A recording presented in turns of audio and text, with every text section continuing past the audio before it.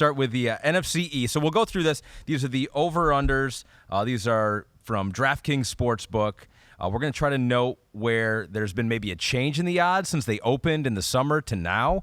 We're going to also try to note here, too, which I think is important. I'm not a huge gambling guy, as you know, but I think it's important because some of these odds, even though the over-under is, it's not 50-50 sometimes. So sometimes the VIG is like minus 150. See, I do sound like a gambler. Look at you, Johnny the Shark over here. So, which means that you don't get a huge payout if you're right on that side of the bet. Right. And so you got to win like a higher percentage of bets if you're going to bet with a VIG of 150. So we'll try to note that too if you're a gambler out there. And the gamblers will be like, Ahmed, you have no idea what you're talking about still. So to a degree. This is actually funny. Maybe we should do a segment during the year, Gambling with Ahmed, and you could tell us your bets during and tell us about the VIG and whatever else. What I just said, I don't know if any of that is right either. So let's just start here with the NFC East. The win totals and division odds. What do we have for graphics here, Pete and Gabby back there? Do we have like a board to set the scene on this whole thing, or okay, yeah. So here it is, and we'll go through them one by one. So big picture on the NFC East right now. Odds to win the division. Of course, the Eagles are the favorite. Their win total is 11.5. Cowboys second choice. I'm a little surprised because I would have thought maybe when we'll get to the Commanders, but they're last. But I would have thought that'd be a little higher. But what do you think overall, the NFC East picture here, Chris? I'm not surprised by the top two. I guess I looked at it, I'm with you in the command. Their overall talent on their roster is better than that record right there. But I understand the betting public. It's a young quarterback who's unproven. We don't know. The O-line was an issue last year. Did that get better in front of a young quarterback? So I can understand that thought there here. But the NFC East was a surprise of last year to a degree, and I look at it this year and just still go, this is one of the better divisions in football, period. It doesn't matter. And I'm talking about, hey, we know the Eagles and Cowboys are ultra talented and both in our top 5 rosters. The Giants, have a lot of talented players in the spots for how they play. And, of course, they're extremely well coached. So, I look at this division again to go, there certainly could be 3 playoff teams come out of it. Yeah. Now, the thing that's important for this exercise, we're going to do the, over-unders and all that, but is who they're playing. And I think we have to make sure we hit on that because the NFC East plays the AFC East, which I would say on paper is the best division of football right now. So, man, you got Clash of the Titans between those two divisions, and then they got to play the NFC West, which the NFC West used to be kind of the king of the NFC. Now you got 2 teams that are really damn good in the 49ers and the Seahawks, and then you got 2 other teams that are like, I don't think they're going to be very good. Yeah. So, again, there's some challenges here to be had, and a lot of this, too, is they have the same schedules. We know that to a degree, other than if you were 3rd in your division last year, you're going to play 3rd in the division from another division, right? And a lot of this is a little bit of how is it set up, right? How is the schedule set up? Is it out of the gates really tough? Is there a stretch here or there where you go, whoa, that's 6 or 7 games in a row? And the team we're going to start off here with at first, the Eagles, okay? That's one when I look at that, Ahmed, and I go, out of all the teams in the NFC East, I think they have the most favorable first half of the season schedule, just as far as it's set up. And, of course, we know they're extremely talented and have an advantage there more times than not. So they had 14 wins last year. Their over-under, according to DraftKings, is 11.5. So as we take a look at the schedule here, at Patriots, Vikings, at Buccaneers, Commanders, at Rams, the first 5 weeks. So, yeah, and the schedule's, it's tough. I'm not trying to downplay it, but I can look at the first 3 games and clearly say, without being a jerk to anybody, and go, the Philadelphia Eagles are better than the Patriots. I know it's Bill Belichick in week 1, and that's a little wild card, but they're clearly better than the Vikings and Buccaneers, right? We know they're better than the Commanders as division rival, but then to play the Rams right after that, where out of their first 5 games, obviously they're better than all 5 teams, but they have 3 teams on there that I think they're like significantly better, where I just go, they're in another class from those football teams. So there I go, just like last year, and I look at this and I go, well, they're going to get a chance to get used to being the hunted and having the bullseye on their back and a few new pieces on defense and a new D coordinator. They got a little time here to kind of get ready for all that. And that's why I go over. Hammering the over. Over. You're there with 75% of the money is on the over for them. They are favored in every game except for Week 11 at the Chiefs and Week 14 at Dallas. Yeah, I mean, I feel like almost floor is 11-6, right? That's almost where I feel like that would be worst case that scenario would be like, for you. Man, they didn't play. They had some stretches this year, but they didn't do as good. They're 11-6. Yeah. But I certainly envision 13-4, 12-5. Maybe 14-3 again.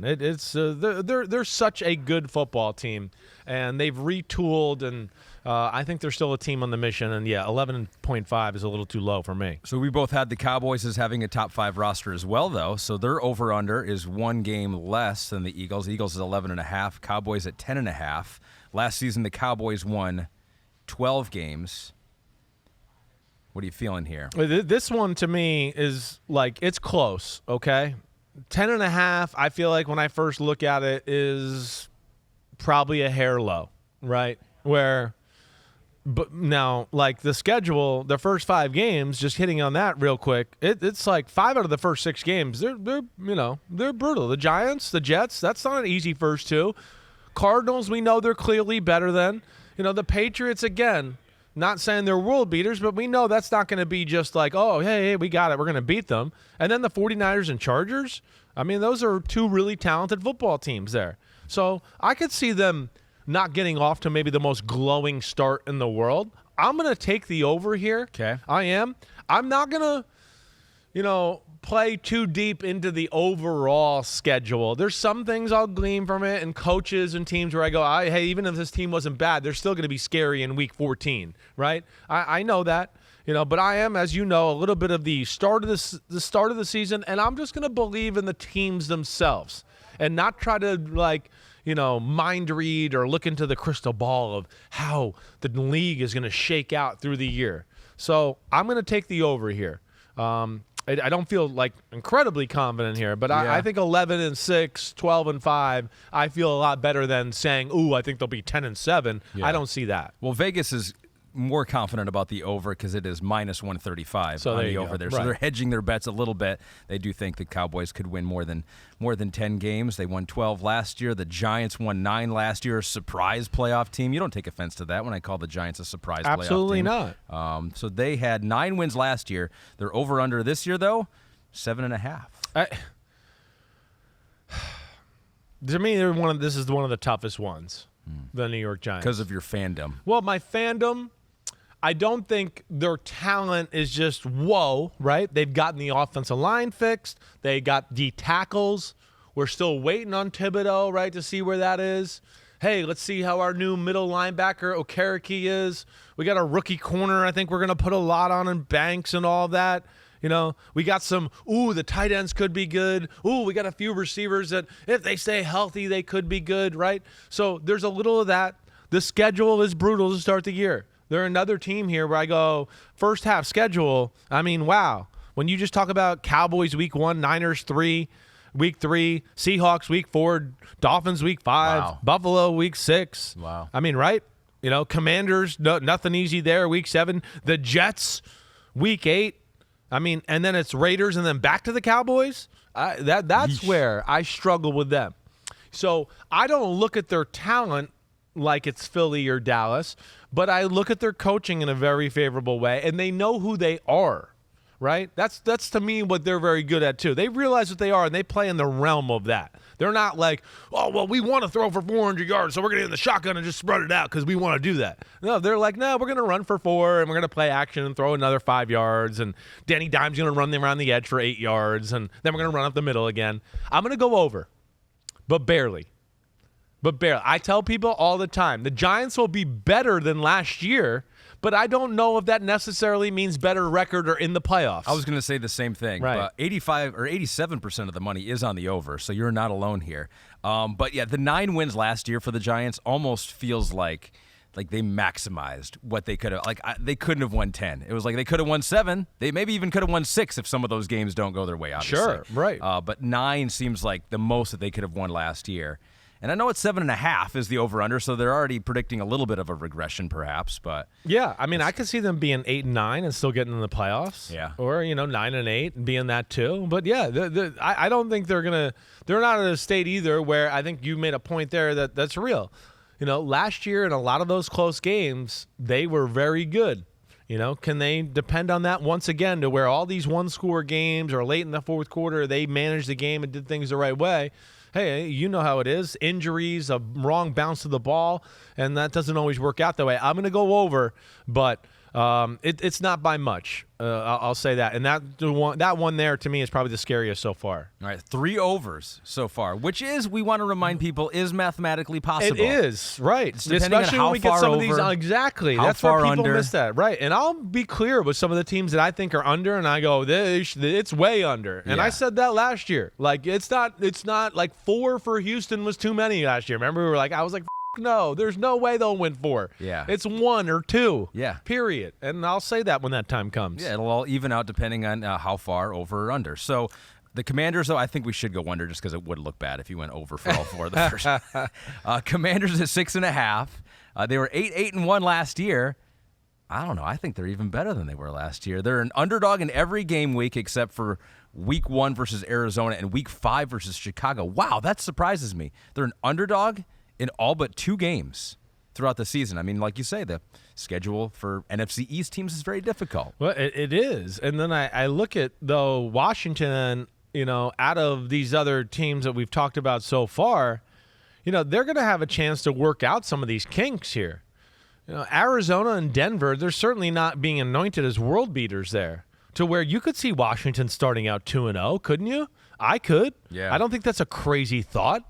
And then, the Bills, and what I would say here is, the Bills are better, but I don't know if it's by a ton. I think if you went roster to roster, it's maybe closer than people realize. Sure. Right? So I think they have a chance here to surprise people. All right, so you go Cardinals, Broncos. Then they got Bills, Eagles. Then it's Bears and Falcons. Now, Bears and Falcons, those are 2 teams, again, where you could certainly say, I think there's definitely equal, maybe better. It's right there. Those are toss-ups there. So here for the Commanders, I know.